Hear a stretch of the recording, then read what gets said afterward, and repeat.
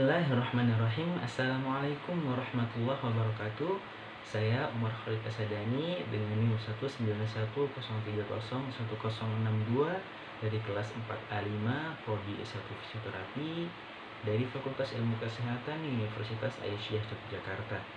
Nah, pada video kali ini saya akan membahas dan saya nanti akan mempraktekkan juga topik yang kelima pada modul kesehatan wanita yang berjudul proses fisioterapi prenatal dengan kasus potensi neck pain atau nyeri leher. Nah, sebelum itu saya akan menjelaskan terlebih dahulu nyeri leher itu apa. Nah, nyeri leher atau neck pain itu biasanya terjadi akibat karena adanya penekanan pada jaringan lunak otot ataupun sendi di daerah servikal. Nah, penekanan ini dia menyebabkan munculnya rasa nyeri yang bisa menjalar sampai bahu, sampai jari-jari, bahkan sampai ke kepala. Nah, nyeri leher ini adalah satu dari banyaknya gangguan yang terjadi atau yang sering dialami oleh ibu hamil. Nah, faktor penyebabnya ada banyak, tapi di sini saya akan menyebutkan salah satunya. Nah, salah satunya adalah yang pertama, penambahan berat badan saat hamil itu sudah lumrah terjadi. Kemudian yang kedua, akibat salah posisi tidur. Kenapa? Karena biasanya ibu hamil ini dia akan diinstruksikan untuk tidur miring, sehingga itu akan menyebabkan penekanan yang konstan pada area leher dan dapat menyebabkan leher itu terasa kaku, kemudian otot-ototnya terasa tegang seperti itu. Kemudian yang ketiga, kurangnya mobilitas tentunya. Karena terlalu lama duduk atau berdiam diri di posisi yang biasa-biasa saja atau yang statis seperti itu. Kemudian yang keempat, bisa karena stres akibat kurangnya tidur. Kemudian yang kelima, faktornya adalah perubahan postural tubuh. Karena ketika ibu hamil perutnya akan semakin lama semakin membesar karena di dalamnya ada bayi, sehingga posturnya ini dia akan cenderung lordosis untuk area punggungnya.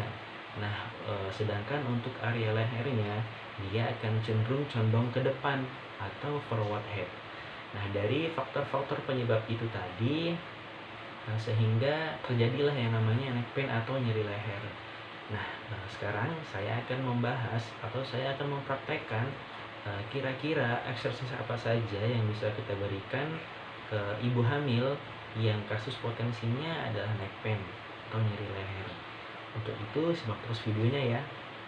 Oke, baik, sekarang kita langsung saja mempraktekkan exercise yang pertama untuk kasus nyeri leher atau neck pain, yaitu yang pertama adalah shoulder roll exercise. Bagaimana gerakannya? Posisikan tangan kita seperti ini.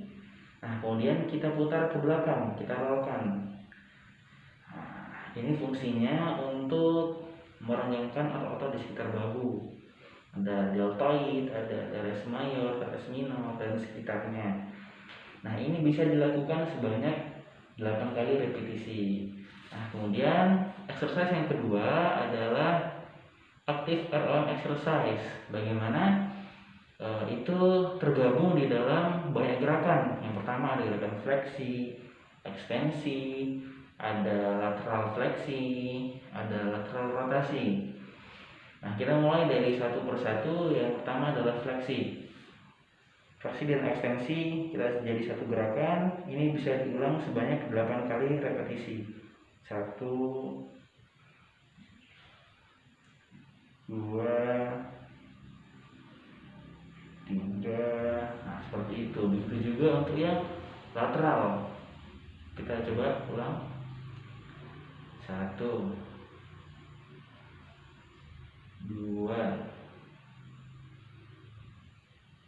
3. Nah, seperti itu. Begitu juga yang lateral rotasi. Kita tengok ke kanan dan ke kiri.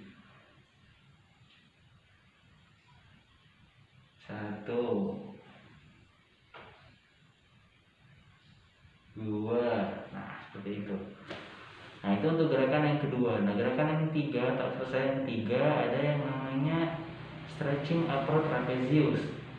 Nah, stretching upper trapezius ini bagaimana caranya? Yaitu dengan memposisikan satu tangan kita di belakang. Nah, habis itu posisikan tangan kita memegang telinga dan miringkan lehernya ke tarik ke arah kanan. Nah, ini bisa dilakukan 8 detik penahanan dan diulang 2 kali repetisi. Kita hitung 1, 2, 3, 4, 5, 6, 7, 8. Gantian di sisi sebelah kiri juga, tangan satunya di belakang, kita pegang telinga, kemudian kita tarik 1, 2, 3, 4, 5, 6, 7, 8. Nah, ini bisa diulang tadi 2 kali repetisi. Selanjutnya exercise yang keempat ada yang namanya stretching levator scapula. Nah, ini fungsinya untuk menegangkan otot levator scapula tentunya. Bagaimana caranya? Caranya hampir sama seperti stretching approach trapezius tadi. Tangannya posisikan di belakang, kemudian kepalanya kita tengokkan ke kanan tapi diserongkan saja. Kemudian letakkan tangan kita di kepala sini, kemudian ditarik ke bawah. Ini 8 ditahan selama 8 detik dan 2 kali pengulangan juga. Kita hitung 1, 2, 3, 4, 5, 6, 7, 8. Dan sisi sebelahnya juga. Tangan di belakang, posisikan kepala serong ke kiri, kemudian ditarik ke bawah.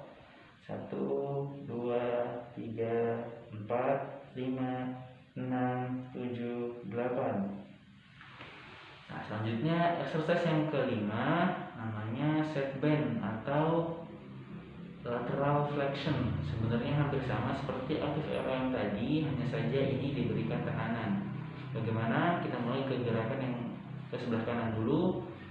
Kita lateral flexion kita seperti ini dan diberikan tekanan selama 8 detik. Kita hitung 1, 2, 3, 4, 5, 6, 7, 8. Sebelahnya juga 1, 2, 3, 4, 5, 6, 7, 8. Selanjutnya exercise yang keenam adalah sit up. Bagaimana cara exercise-nya? Yaitu kita letakkan telunjuk kita di depan dagu pas, kemudian dorong kepala kita ke dalam seperti ini. Nah, ini diulang selama 8 kali. Nah, selanjutnya exercise yang ketujuh adalah chest stretch. Bagaimana caranya? Nah, chest stretch ini dia fungsinya untuk merenggangkan otot-otot pectoralis major dan pectoralis minor supaya badannya tidak bungkuk. Nah, sini pertama kita posisikan tangan seperti ini. Kemudian buka tangannya lebar ke atas. Nah, ini ditahan selama 8 detik. 1, 2, 3, 4, 5, 6, 7, 8. Seperti itu. Itu bisa diulangi selama 2-4 kali repetisi. Nah, exercise yang ke-8 atau yang terakhir adalah latihan peregangan atau thorax mobility. Nah, bagaimana caranya? Yaitu kita posisikan tangan di belakang kepala seperti ini. Nah, kemudian kita renggangkan otot-otot tubuh belakang kita dan kontraksikan otot-otot di belakang leher kita seperti ini. Kepalanya di atas ini, kemudian kita seperti fleksi. Ambil nafas, buang gitu. Ambil nafas lagi, buang. Nah, ini untuk latihan peregangan atau thorax mobility. Nah, ini bisa diulang sebanyak 10 kali repetisi. Demikianlah intervensi atau exercise yang bisa kita berikan sebagai seorang fisioterapi kepada ibu hamil dengan kasus neck pain atau nyeri leher.